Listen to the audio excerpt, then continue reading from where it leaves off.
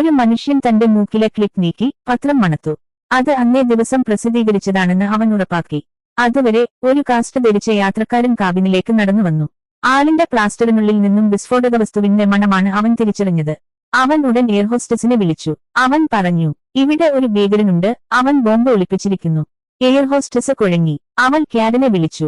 Captain അതിശയിച്ചു, നീ എങ്ങനെ ഇതൊക്കെ മണത്തിൽ നിന്ന് അറിഞ്ഞു? അപ്പോൾ ആ മനുഷ്യൻ 40 മിനിറ്റ് മുമ്പ് ക്യാരനും എയർഹോസ്റ്റസും കോക്പിറ്റിൽ തമ്മിൽ എന്ത് സംസാരിച്ചു എന്ന് വരെ തികച്ചും കൃത്യമായി പറഞ്ഞു. അതോടെ അവർക്ക് വിശ്വസിക്കാതിരിക്കാനായില്ല. വിമാനത്തിൽ നിന്ന് ഇറങ്ങിയതിനു ശേഷം അവന്റെ മുൻഭാര്യ ഫോൺ ചെയ്തു. അവൾ പറഞ്ഞു, അവരുടെ മകൻ അലക്സ് സ്കൂളിൽ പ്രശ്നത്തിൽപ്പെട്ടു. അധ്യാപിക പറഞ്ഞു, അവന്റെ ശരീരത്തിൽ വിരുദ്ധവസ്തുക്കൾ, കോൺട്രബാൻഡ് കണ്ടെത്തിയിട്ടുണ്ട്. അതിനെ പെട്ടെന്ന് പരിഹരിക്കില്ലെങ്കിൽ പോലീസ് കേസ് എടുക്കും. സ്നിഫർ ഉടൻ സ്കൂളിലേക്ക് ഓടി. പ്രിൻസിപ്പൽ പറഞ്ഞു, അലക്സും 3 കൂട്ടുകാരും ഗോഡൌണിൽ ഒളിച്ച് മോശം കാര്യങ്ങൾ ചെയ്തുകൊണ്ടിരുന്നു. അധ്യാപിക അവരെ പരിശോധിക്കുമ്പോൾ അലക്സിന്റെ ബാഗിൽ ഒരു വലിയ പാക്കറ്റ് കണ്ടെത്തി. വിദ്യാർത്ഥികൾ വിരുദ്ധവസ്തുക്കൾ വാങ്ങിയും വിൽക്കുകയും ചെയ്തിരുന്നതായി മനസ്സിലായി. ഇപ്പോൾ അവർക്ക് ഉറപ്പായി അലക്സ് തന്നെയാകും സ്രോതസ്.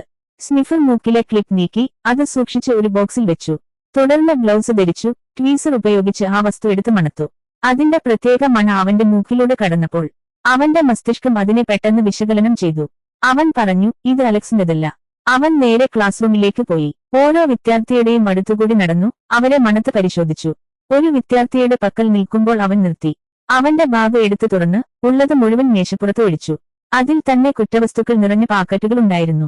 യഥാർത്ഥ കുറ്റവാളി അവനാണ്. അലക്സ് ഇപ്പോൾ സമ്മതിച്ചു. സുഹൃത്തിനോടുള്ള വിശ്വാസം, ലോയൽറ്റി കാരണം അവൻ കുറ്റം ഏറ്റെടുക്കാനായിരുന്നു തീരുമാനിച്ചത്. ഇങ്ങനെ അലക്സ്